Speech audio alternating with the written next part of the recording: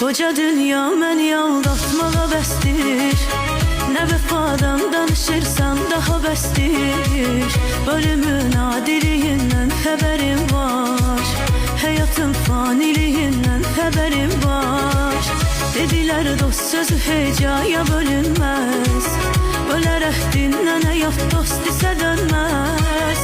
Əgər isə bu bölünməz sözü böldür. İki dostum biri qaldı biri öldü. Nə yarım var nə də dostum. Bəndələrdən daha küstüm. Nə yarım var nə də dostum. Bəndələrdən daha küstüm. Küləyə dedin dərdimi bulut getirdi. Buluda dedin dərdimi yağış getirdi. Yağa yalan arı yağış kədər bitirdi.